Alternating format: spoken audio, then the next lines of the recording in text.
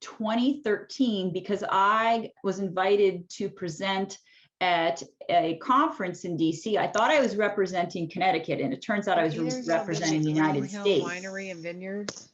We can hear you guys. Really? Oh, sorry. I thought I was representing the state of Connecticut. And when I went down there, I realized I was representing youth sports parents across the whole nation. And to represent the schools across the nation was this wonderful woman named Brenda. And I actually, I had gotten a breast cancer diagnosis, and I put them off 3 weeks to take the tumor out because I really wanted to go to this event. So it was really super special. And Brenda and I met each other and instantly have connected, and she's come up to Connecticut and done trainings. And so here, my friend Brenda. Hi, Brenda. Hi, everybody. So happy to see, I see some friendly faces I know here, and it's nice. So Brenda, why don't you tell us, because I don't know if everybody knows, you are a star on the national stage of this brain injury and schools, return to learn, brain step, the whole thing. People know you for that. But I would like to ask, what is a child or what experience growing up brought you to work in brain injury? Well, I actually, it was a personal experience. So when I was 14 years old, I live in Pennsylvania still. And when I was 14 years old, my brother, who was a year younger than me, it was summertime. He was riding his bicycle. This was, 30 some years ago.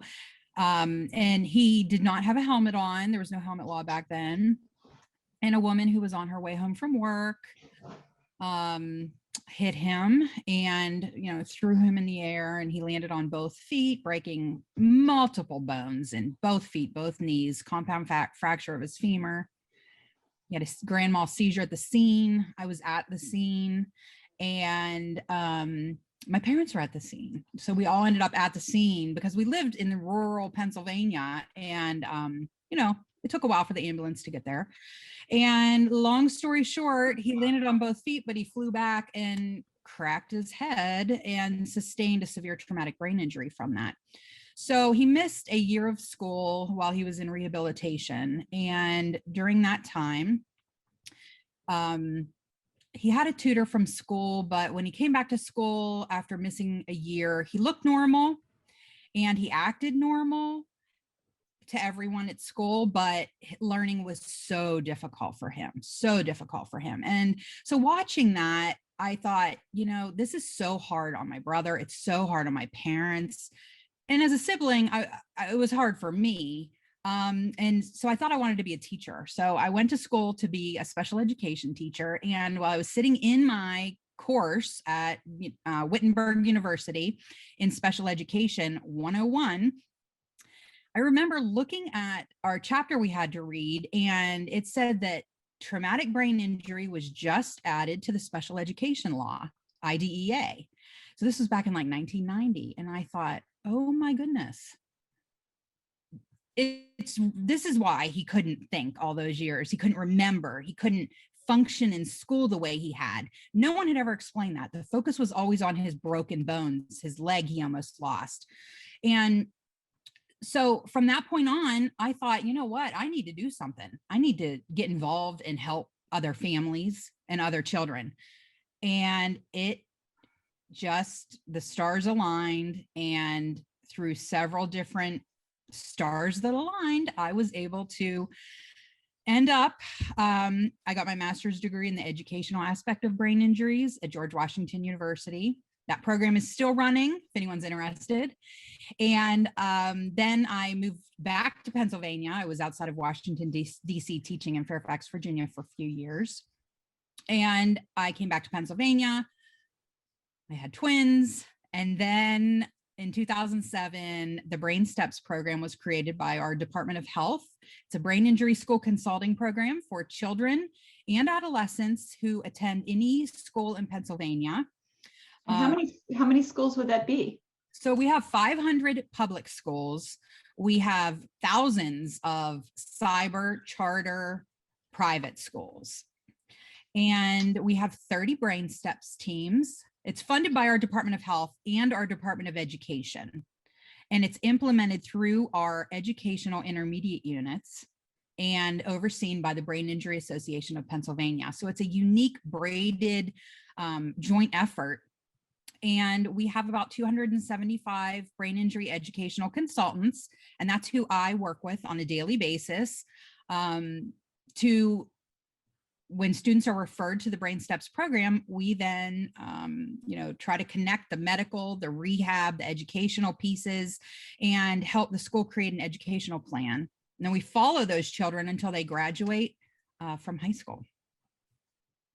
One of the really unique things that I think that you came up with in that program is the tool, that there needed to be two people in every school, that it just wasn't a one-person job, that two people would work together and fill out assessment forms on each kid. And I haven't seen that replicated in other places.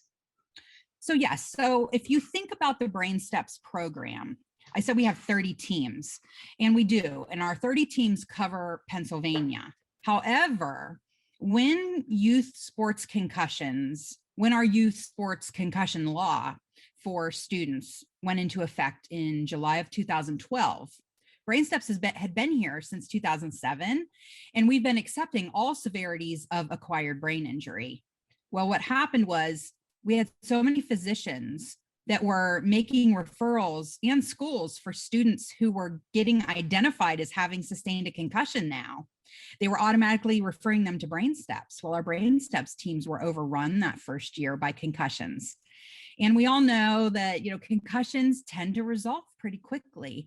However, there's about, 20 to 30% of students who don't recover in about 4 to 6 weeks, who go on to experience lingering symptoms. So our Department of Education had a meeting with Brain Steps and asked that we create a model for the state to train any school district. So our Brain Steps teams are at the intermediate unit here. The school districts are under the intermediate units. And where would the 504 be? Do you actually need a 504 to get past the Brain Steps, or is that just within the school, within the school hierarchy? It's within the school's hierarchy. And if they decide with our support, we can help them look at determining factors for whether or not a student might need special education or might need a 504 plan. We can help them with those decisions, but it's definitely a school team decision in the end. And so that's where Brain Steps then interfaces with the concussion management team at the school for Return to Learn. And we've trained over 3,000 Return to Learn concussion teams since 2013 in Pennsylvania. And Colorado adopted the Brain Steps model, built all the pieces of it in 2016. And Janet's on today and with us today. And she is one of the co-directors in Colorado. I remember, I think that it was under 400. I remember the jump to 800. I mean, it's just amazing. This really has been your baby. I love that piece, the concussion management, and I love it because it made the Brain Steps team members' lives easier, because we now are only getting referrals for students who have not recovered in 4 to 6 weeks. So for those students, we have the schools manage them for the first 4 to 6 weeks. Then they make a referral to Brain Steps, and it's really making a consistent process for our state, because schools are receiving these students anyway. They're getting identified because we have a sports concussion law. So sometimes we would hear, yeah, but we don't have that many. Or what if this just digs up concussions everywhere and then we have too many? You're getting these kids anyway. The school nurse is getting them anyway. The school counselors are getting them anyway. We provide a statewide protocol, process, training, and toolkit.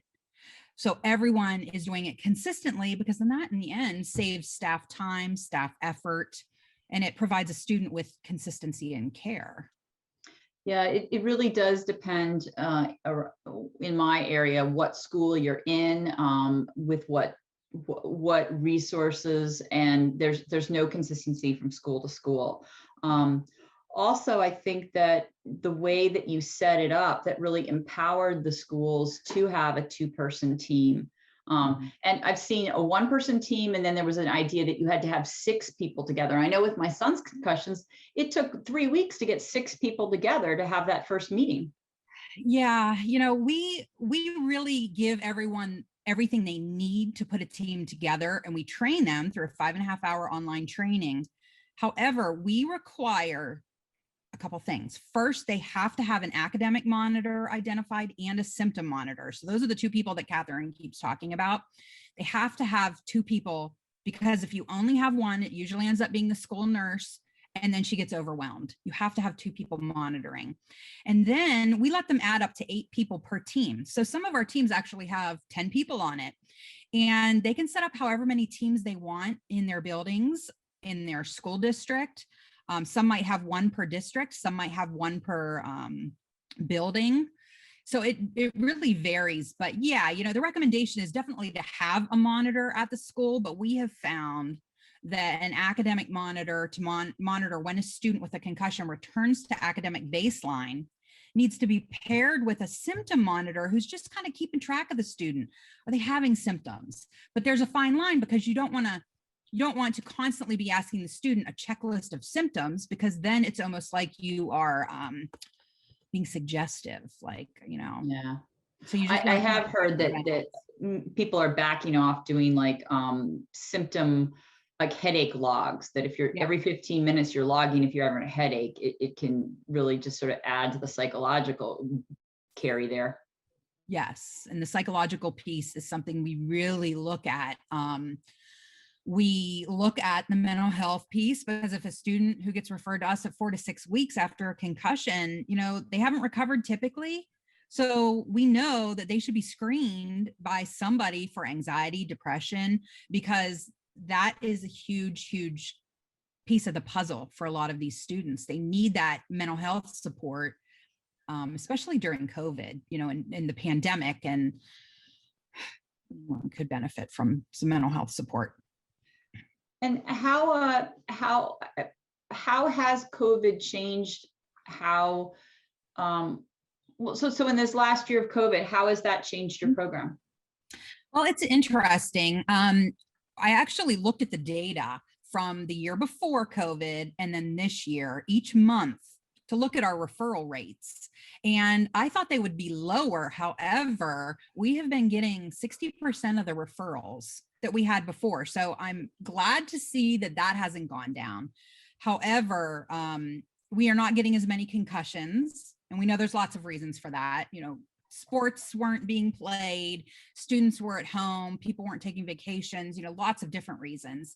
But that is the biggest thing that we saw was we were still getting referrals. However, it was about 60% of the referrals. Were those moderate to severe TBI, or was there a group of concussions that were less, like you saw fewer mild TBI?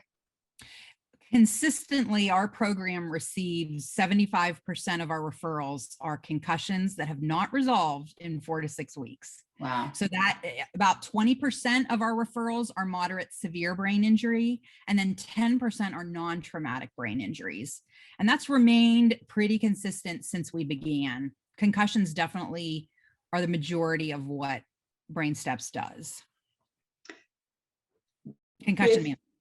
You've been such a visionary in bringing this program. And again, I always refer to it as your baby, because you have, you've grown with it. You went and got your PhD as part of it. You and it are very intermeshed. Where do you see it going in the future? Like what, if you weren't tied to budgets, or if, in your, what's needed next in your creativity and foresight in this field? What's the next thing? Well, first, let me say that I feel really, really lucky that when I started the Brain Steps program in conjunction with all of our funders and the Brain Injury Association of Pennsylvania, when this program started, the first thing I did was got on a plane and went to Oregon and Dr. Janet Tyler's program in Kansas, because they had TBI school reentry teams. So I took pieces of what they did and brought it back to Pennsylvania, and then rolled out a version of the TBI team model. We did open it up to all acquired brain injuries, as long as the brain injury occurred at some point after birth. And so now Janet and I are working together doing brain steps, because she's in Colorado and I'm doing it in Pennsylvania. We are in 2 states right now. We get calls about every month. Either Janet or I will have someone that reaches out from a different state that is interested in starting something like this. We would love if people did. It would be great. It's needed. I cannot tell you the parent calls we get from other states, the state people who call us from other states. But, you know, people are always concerned about funding. Now, so that's always an issue, but Brain Steps is not an expensive program to run if you fit it into your educational infrastructure. Don't create something new and try to fit a structure into what's already in your state. You want to find out, how does your Department of Education already train school staff, and kind of fit into that.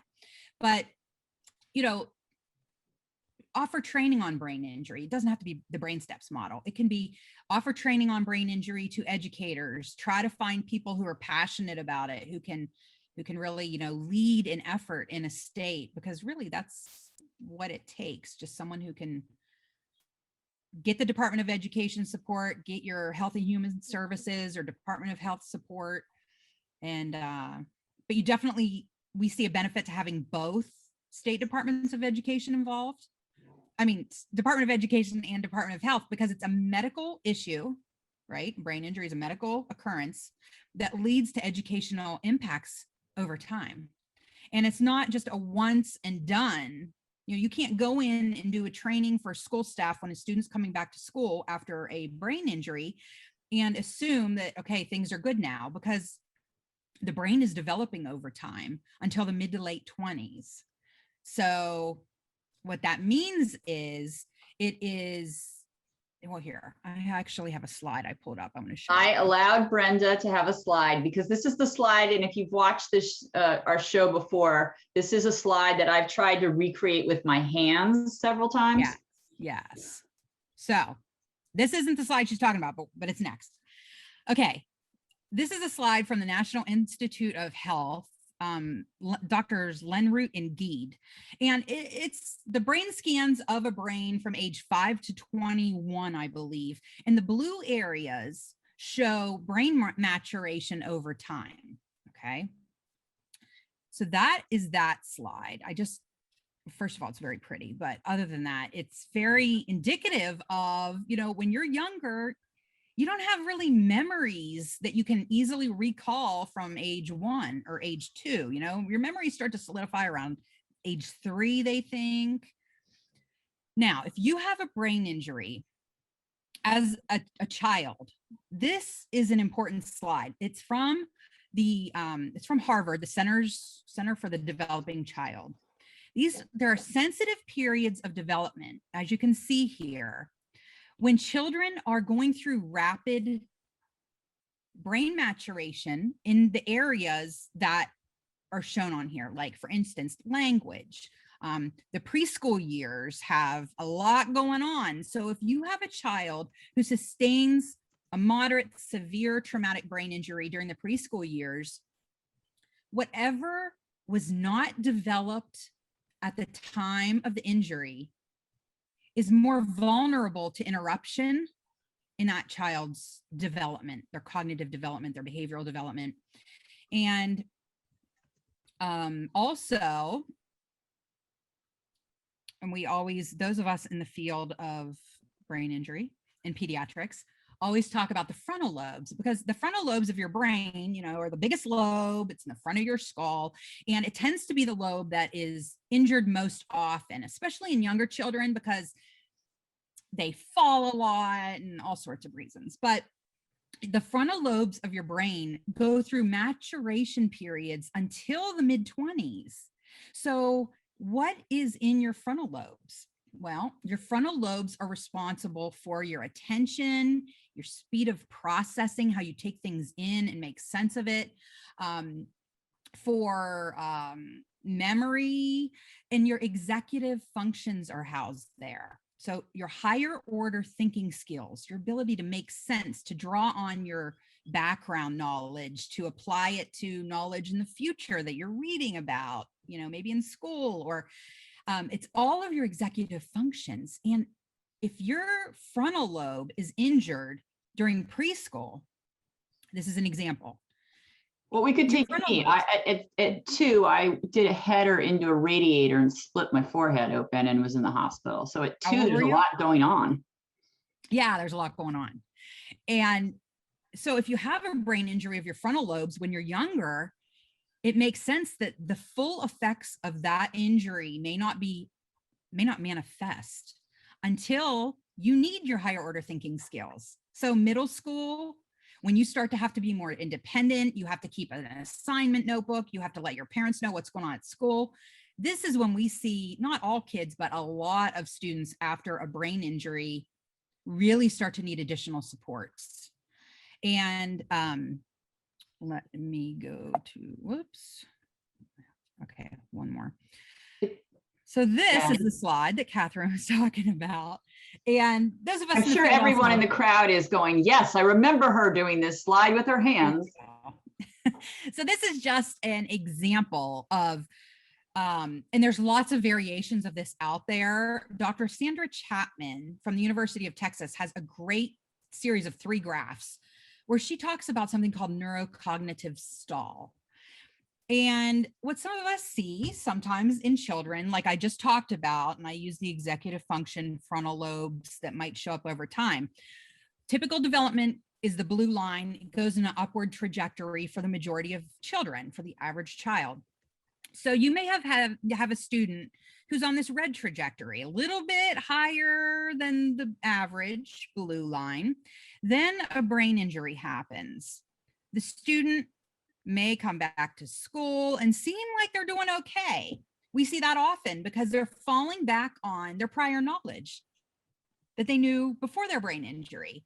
And that serves as like a cushion for a lot of students because they, they might not have been out of school for that long, maybe a few months. So their teachers may get a false impression that, hey, they're okay, they're fine. However, we need to stop and think, okay, if they've had a brain injury, how is their learning going to be in the future? We aren't as concerned about what they remember from the past because usually that tends to remain intact. Instead, it's how is the student going to be able to learn as school becomes more complex, as social relationships become more complex as they age. And sometimes what happens is you might not see that student reach the level they were at prior to their brain injury. And then over time, you may see the gap widen between the student and their same age peers. And so we experience this often. And this is why this slide, it's so imperative that if you know a child who sustained a brain injury, you should follow them until they graduate. And then even through, if they go to college, if they go to trade school, whatever it may be, through their mid-20s, see if any new issues come out, see if they have trouble learning. Neuropsychologists are great to test for cognitive processes that could have been injured. And we have to remember that children return to school after brain injury, whereas adults return to work. So we have to look at a student's job is to go to school. And so school is the best place really to do observations, real world, functional, how's this child doing in school? Because if you don't support them with appropriate cognitive, physical, mental health, whatever they may need supports, then, the research shows that they may have academic failure, they may drop out of school, they could have chronic behaviors, social isolation. And then there's even studies in the juvenile justice world showing how many students in the juvenile justice world have had prior multiple brain injuries. There's a lot of research being done in that area right now. And they also go on without supports. They could go on to have difficulty holding a job, having delinquent behaviors and, ending up in crime or drug abuse, or it's just we have to support our children, because children with brain injuries become adults with brain injuries. It seems from the work with ACEs, adverse childhood experiences, that there's really this connection that even something, divorce, child abuse, neglect in the childhood age, I don't see in the ACEs materials. They do talk about abuse, but brain injury. And I just feel that we're not there yet with understanding this trajectory. And also clinicians out there not asking about an entire childhood experience. It's funny. What are you your mention thoughts? that. I do have thoughts on that. We brought in a speaker this year to talk about specifically ACEs, adverse childhood experiences, and brain injury, acquired brain injury, because it does fall under an adverse childhood experience. It's traumatic, it affects the child, and without appropriate positive supports to mediate those negative effects from the adverse childhood experience, that child's going to have issues over time. Do you think it should be added specifically as an experience? Because, I'm wondering about the sports concussion really doesn't fall under the categories as we have them. So there is a gray area, and the gray area is that we have moderate severe injuries and we have concussions. And then we have the concussions that don't resolve, especially the concussions that are considered complicated concussions, where there's maybe a skull fracture involved, maybe there's a brain bleed, there's something on a scan that makes that concussion more complicated. Those concussions tend to take longer to recover from. We see anecdotally students who've been diagnosed with a concussion, but then have a brain bleed or something other finding, they tend to sometimes not recover. So there is a gray area between the concussion and the moderate traumatic brain injury. In my son's case, he had had 10 concussions over a 6-year period, but it wasn't really till we did that assessment. We assessed him before he went off to college. My camera's being really weird. We assessed him before he went off to college. And it was at that assessment that she really did an entire assessment. And it turned out as a preemie twin, he had a brain bleed. And her thought was that brain bleed at birth, which we all knew about, but since his first concussion wasn't until he was 12, we never thought that there might be some vulnerability there, that may have connected them all. So even though I was in the field and taking him to the top doctors, that continuum wasn't put together. So I think it's important as clinicians to really take very in-depth family histories and ask those questions about brain bleeds, strokes, neglect, sports injuries, hospitalizations, because I think it does form the larger picture. Yeah. And the word that you said that really is important to focus on is what vulnerability did they have prior to their injury? Because we know that those modifiers can modify outcome. Did the student have a prior learning disability? Did the student have prior depression, anxiety, after a concussion or any severity of brain injury? That student could become worse.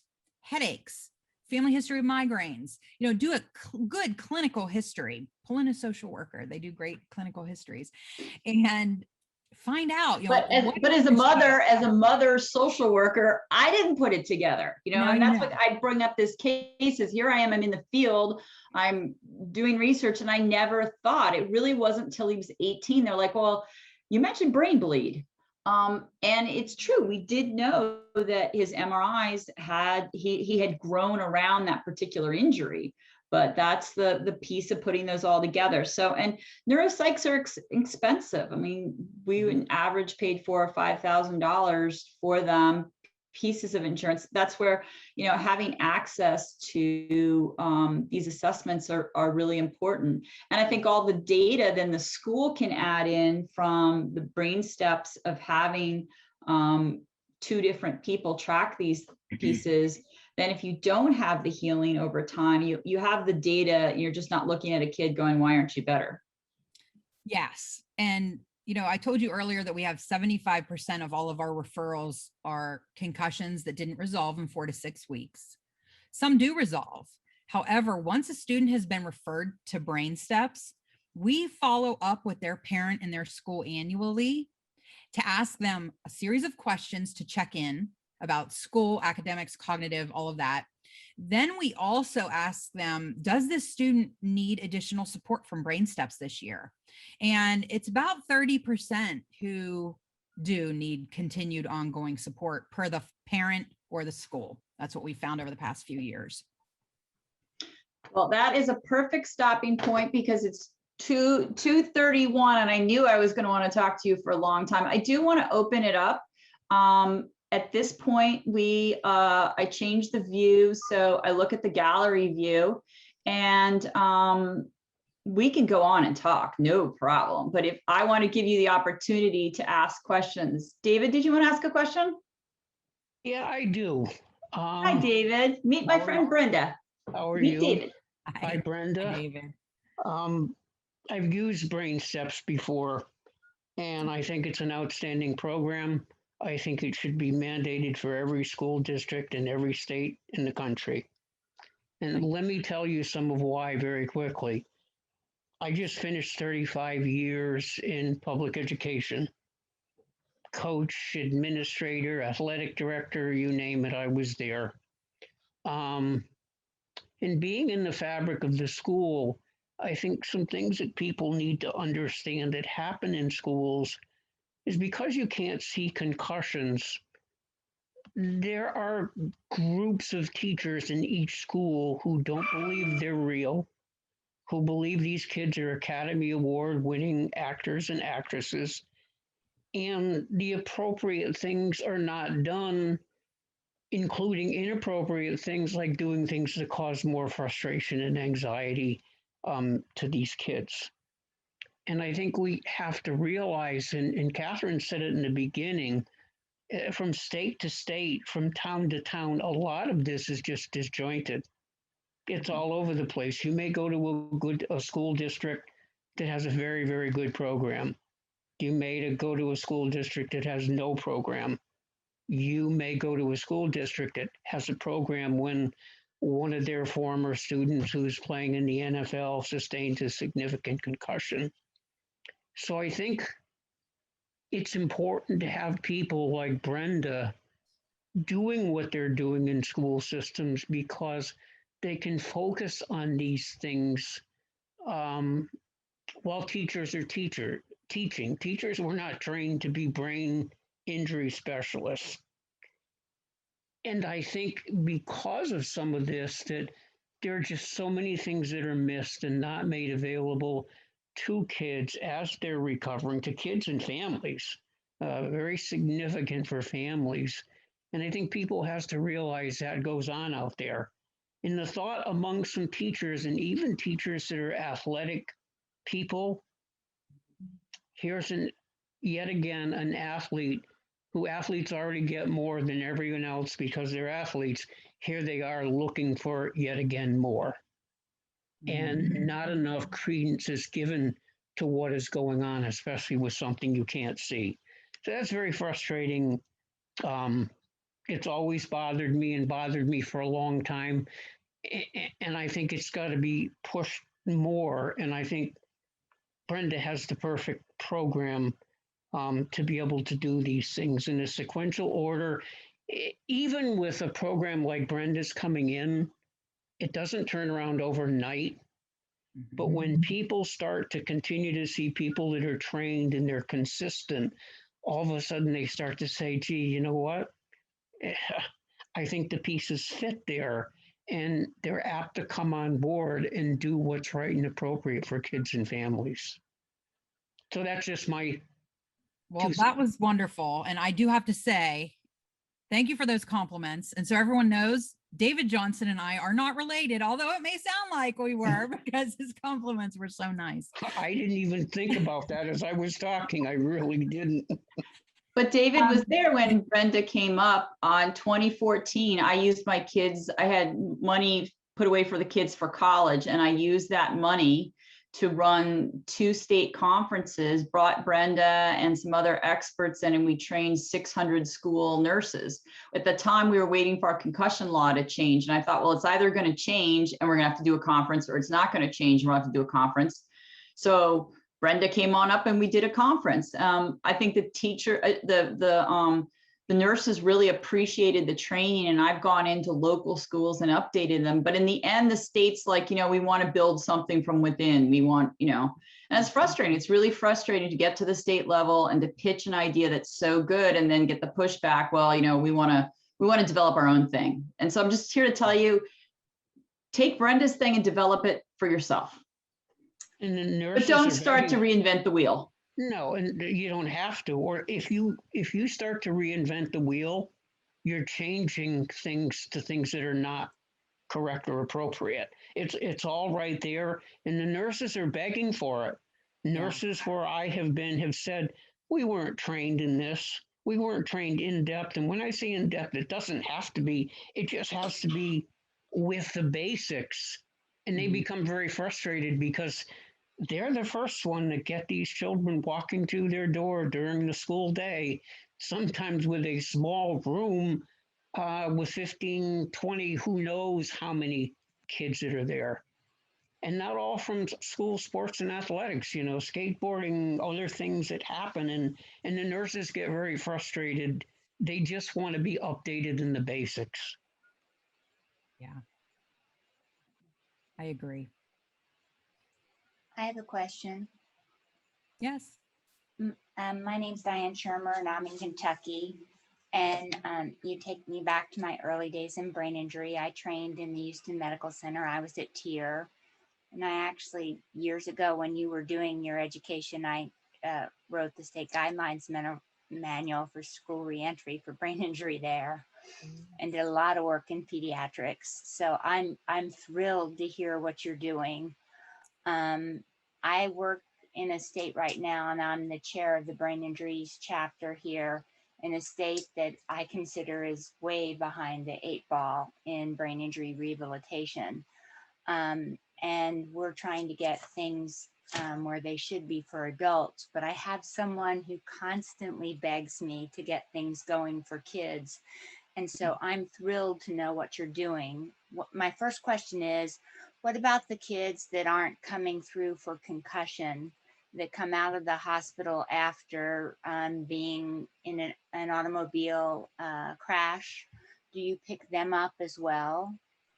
We do. So on our 30 higher level brain steps consulting teams, we partner with the children's hospitals across the state, with trauma units. We have rehabilitation therapists from community organizations serving on our educational brain steps teams with our core educational team members.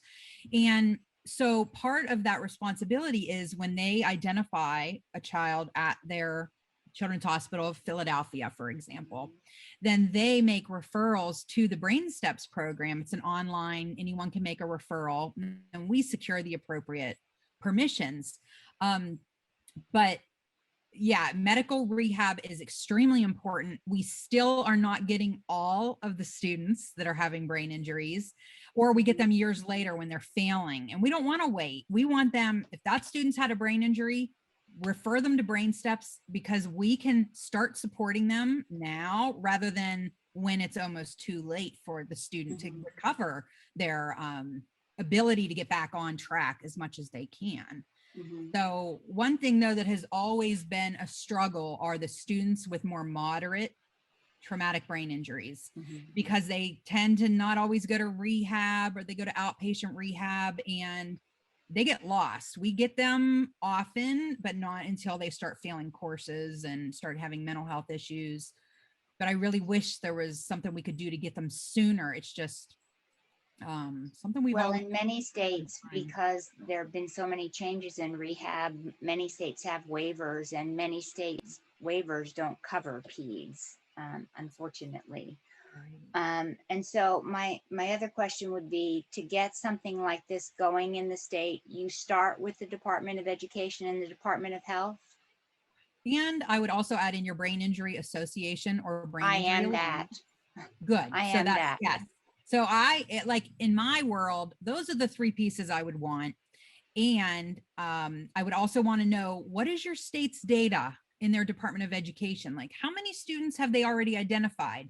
Can you Yeah. show that, look, brain injury is a leading cause of disability, according to the Centers for Disease Control, but educationally, we only have this many, so not that every student needs special education, because after a brain injury, that's not the case.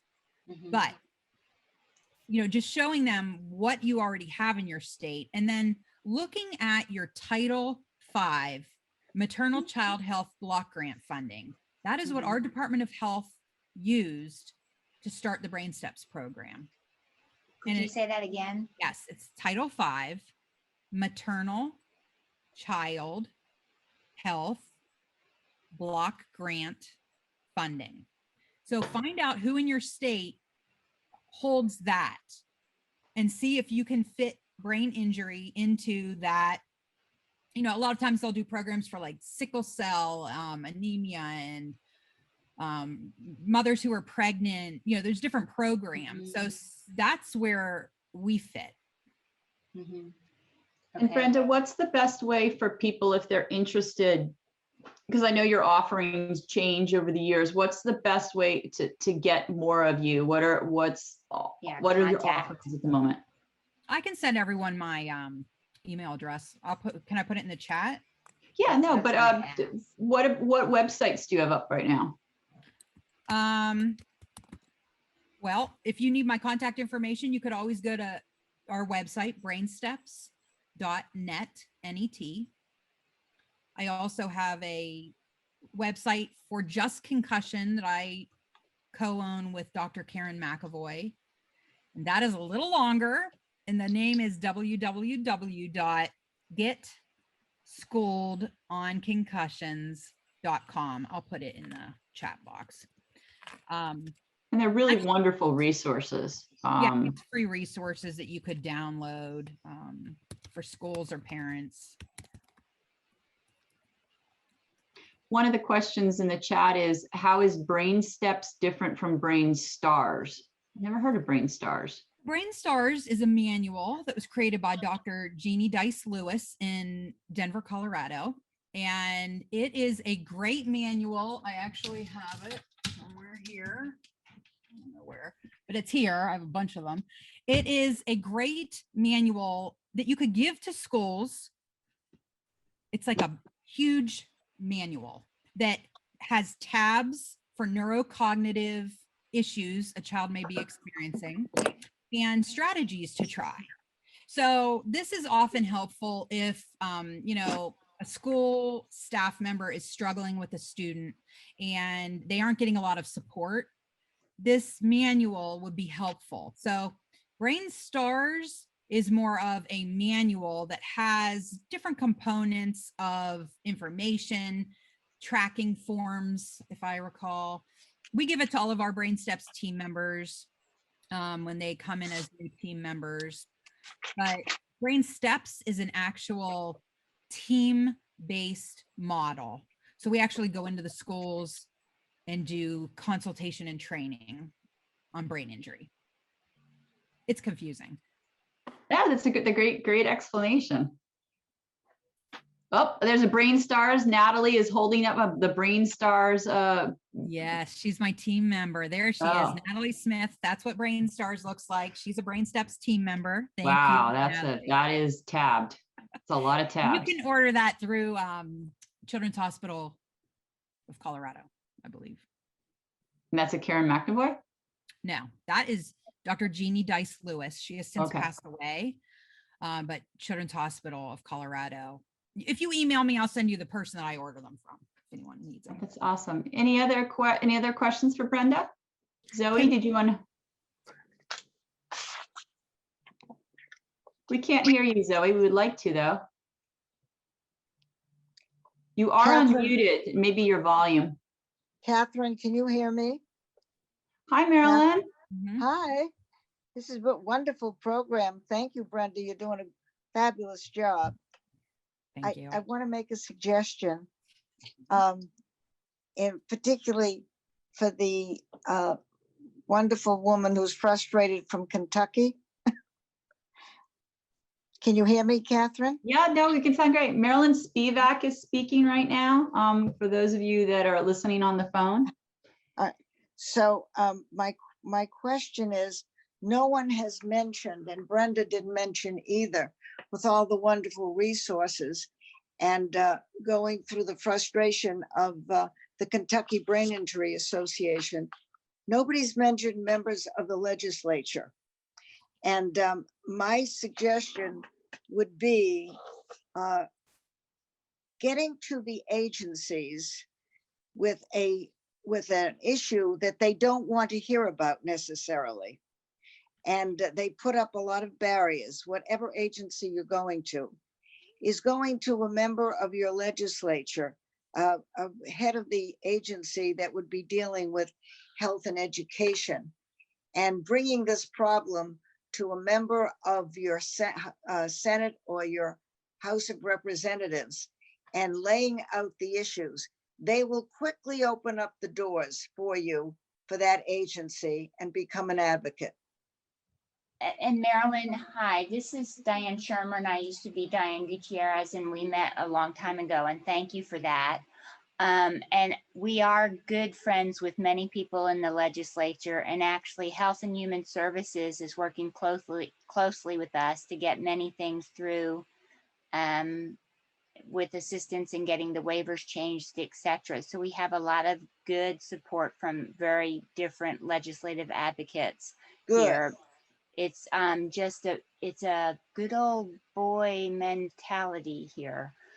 I hope I'm not offending anyone. It's just it's a land of opportunity and a lot of room for growth. So it's an opportunity here. Well, I wish you well, and if I can be of any assistance, let me know. Absolutely. Thank you.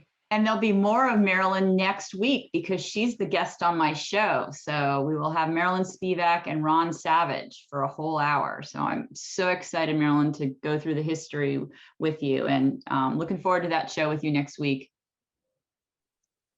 Well, Brenda, I just want to tell you, listening to you and being at the neighbors meeting, I think it was neighbors last year or the year before, with the focus on pediatrics and education.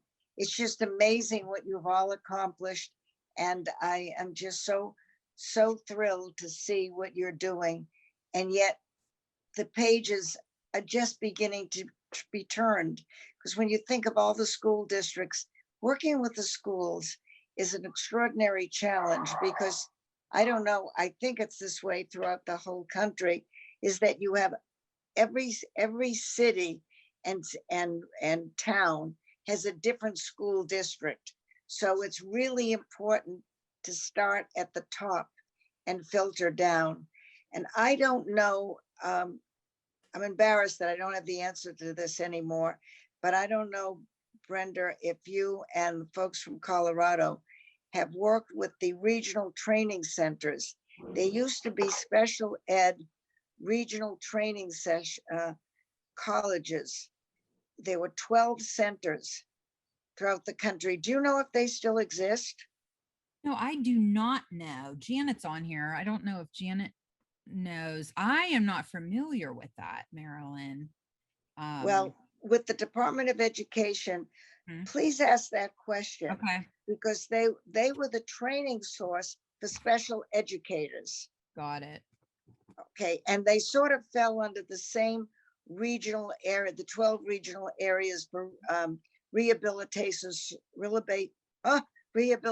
Services Administration. And you know, under OSERS, special education was a key part of that's OSERS establishment. Okay. So, but there were 12 of them. And Okay. we work with the one in New England. Okay, I'm going to find out. Thank you for that, Marilyn. And I do have to say that I know Catherine keeps saying Brenda's program, but it's not. It is a joint effort. You know, as I said, we have 275 brain injury consultants 2 state departments fund it, the Brain Injury Association of Pennsylvania. So it is definitely not work that I do alone by any means. It's a huge statewide effort.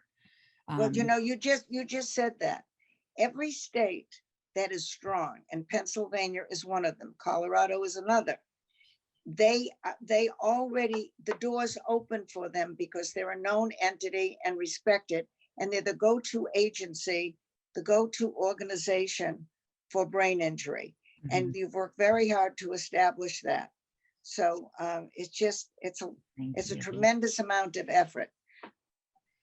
Yeah, it is. You know, we were really excited because this past year, the CDC chose, well, there are researchers at Case Western Reserve University and Ohio State University who were awarded a study through the Centers for Disease Control, 4 years, $2 million to study BrainStep student outcomes compared to students in Ohio with TBI who do not have brain steps. So we are really interested to see at the end of that 4 years, you know, do we make a difference? Anecdotally, yes, I think we do. I know we do, but we're going to Yes, you actually do. have some data. So that will be nice. And Kara, and you had asked about male, female, you know, if we had any data on that. We really don't. I mean, again, just running our numbers, we have about half and half. It's almost 50-50, our referral rates overall. But, you know, we might get some better data analysis once the CDC study's done.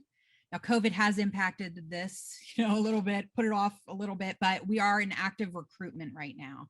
So that's an exciting thing. Look for that in the years to come. I had another question. I also see somebody. Actually, hold on a second. Carla, I just, Zoe's been waiting. Let me just ask that Zoe, is your mic working now, Zoe? And then we'll go to Cara. No, it doesn't seem to. All right, if you want to type, Zoe, if you want to type your question in the chat. She did. Oh, do you want to read it, Cara? Sure. Zoe's question was, have you linked childhood abuse trauma affecting the brain in similar ways as a concussion? Good question. We talk about this a lot amongst ourselves because we do have students that get referred to us because of abusive head trauma when they were younger. And now usually they're with adoptive parents and they make a referral to brain steps. Those students often have moderate to severe injuries functionally. However, we often talk about how many children were shaken but did not go to the emergency room and are now in the schools mislabeled as an emotional disorder or as a, you know, needing learning disability, extra support, and not properly identified as having a brain injury. And some people might say, yeah, but if they're still getting school supports, what's the big deal?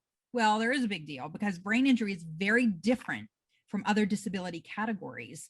Like Eric asked in the questions, you know, are there any resources or approaches to working with students who have behavior issues after brain injury? And that is an area that's very different. You know, you don't want to take a student who has a brain injury with a lot of impulsivity issues, explosive issues, and put them in an emotional support classroom, because that the way that an emotional support classroom is run is based on punishment, often, not in all places, but after a brain injury, we know that we have to look at the antecedents of a student's behavior. We have to look at the environment. We have to talk with the teachers. What can they change about the interaction? Can they prepare a child? Maybe, you know, we have them track and a student is exploding and melting down every day whenever she says, put your reading book away. We're transitioning to math now. Student may have meltdowns, explosions, flip desks. Well, if they track that over time and we can identify, okay, so let's look at what's happening right before these explosions that the student's having. Can we change the way that the student is prepared? Give the student more in advance time to make a choice. Okay, do you want to get your math book out right now? 5 minutes before the rest of the class, we can tell the student, do you want to get your math book out right now? Or do you want to wait and do it in 5 minutes when we have the rest of the class get it out? You know, so little things that you can do to change and modify the environment. And sometimes that's hard. because sometimes adults don't want to change. But after a brain injury, we have to watch our interactions with children and facilitate, because if they have impulsivity issues, it may not be controllable like it was before their brain injury. So we have to plan for that. Yes, Emerald, we have to give them a sense of control and a sense of structure. We have to make them feel like I'm so glad you brought that up. We have to give them, the students, the children after a brain injury, feel like they are in control. Scheduling, keep them on a consistent schedule. That's a big one too, big one. I was wondering, do you do, Dennis Goldenberg asked a similar question, if there's any booklet or tip sheet, I guess, for special ed educators, or whether it's like OTs or people in schools in other states besides where you are located. So there are lots of great resources. If you go to the Brain Steps website, if you go to Kids with Brain Injury, I'll type that in here. Also, another website that I use all the time is by the New York, I believe, Brain Injury Association, it is the Mark Yelvasaker, Dr. Yelvasaker, his, what is it? Project LearnNet. It has fantastic little video vignettes of how to work with a student after a brain injury based on what the student's experiencing. Are they experiencing self-regulation issues? Are they experiencing meltdowns? Are they experiencing memory issues? Concrete strategies. Let me see if I can stick it. Brenda, I can put that in there for you. Thank you. Yeah, I will. I see it. Great site. I think we have time for just one more question.